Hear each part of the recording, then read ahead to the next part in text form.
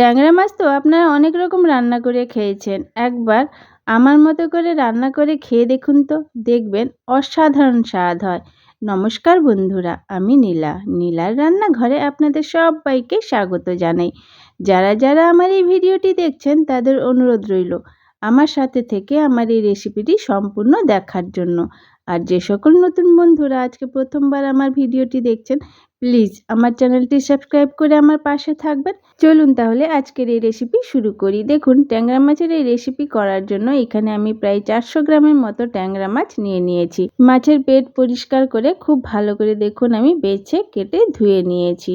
দেখতেই পাচ্ছেন সবগুলো মাছ আমি সমানভাবেই দেখুন কেটে নিয়েছি। মাছের সাইজ একদমও ছোট ছিল না বা একেবারেই বড় ছিল না, দেখেই আপনারা বুঝতে পারছেন।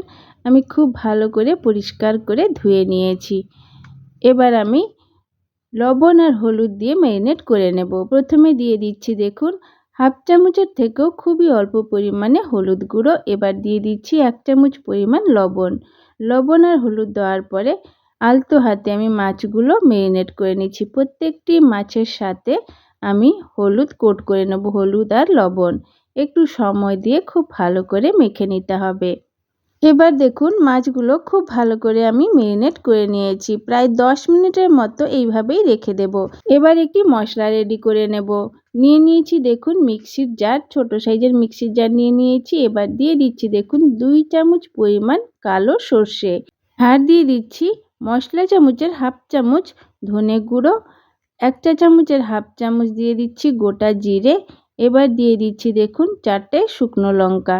ঝালের মাত্রা আপনারা যে যার মতো কম বেশি করতে পারেন। এবার মিক্সি জারে অ্যাড করে দিচ্ছি ধনেপাতার ডাঁটি।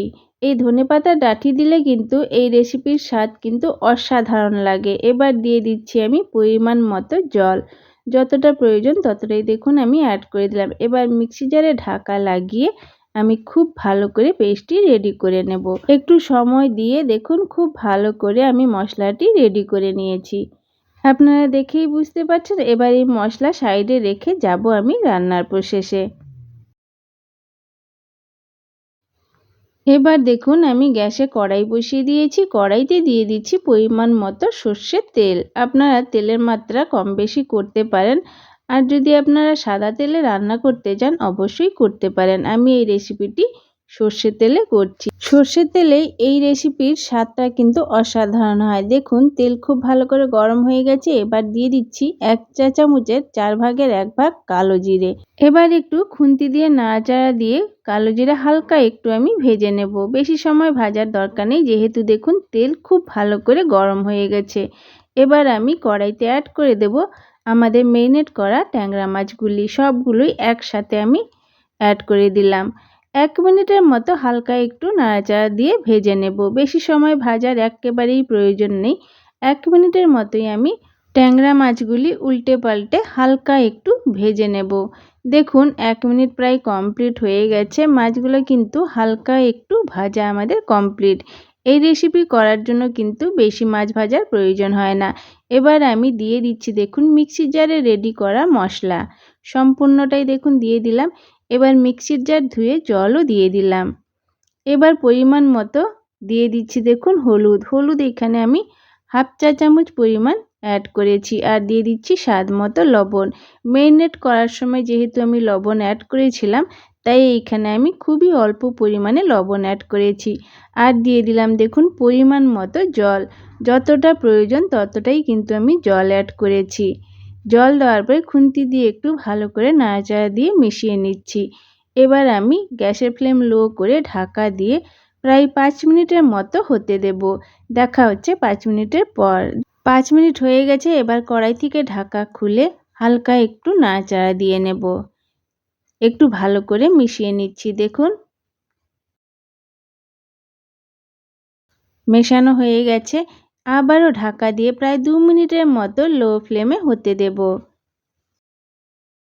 2 মিনিটের পর আমি কড়াই থেকে ঢাকা খুলে দিলাম। এবার খুন্তি দিয়ে হালকা একটু নাড়াচাড়া দিয়ে মিশিয়ে নিচ্ছি।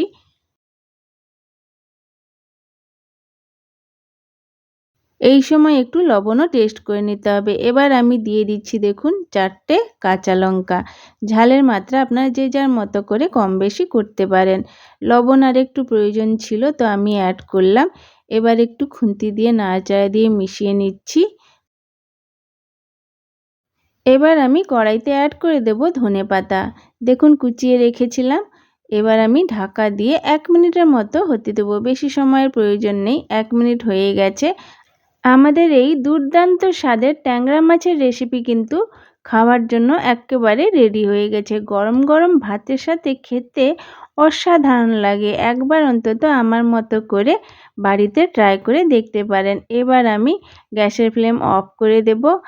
অফ করে দিয়ে 5 মিনিটের মতো রেস্টে রেখে দেব। তারপরে গরম গরম ভাতের সাথে সার্ভ করে নেব।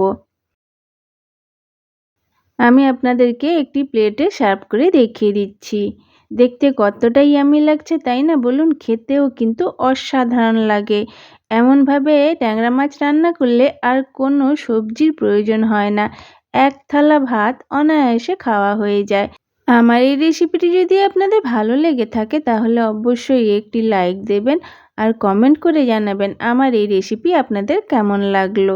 আর যে সকল নতুন বন্ধুরা আজকে প্রথমবার আমার এই রেসিপিটি দেখছেন তাদের অনুরোধ করছি আমার চ্যানেলটি সাবস্ক্রাইব করে পাশে থাকা বেল আইকনও ক্লিক করবেন, যাতে আমার প্রত্যেকটি ভিডিওর নোটিফিকেশন আপনাদের কাছে পৌঁছে যায়। আজকের এই রেসিপি এখানেই শেষ হলো। আবারও দেখা হবে নতুন একটি রেসিপিতে। সবাই ভালো থাকবেন, সুস্থ থাকবেন, সাবধানে থাকবেন। আজকের মতো আসি তাহলে, সবাইকে টাটা, নমস্কার।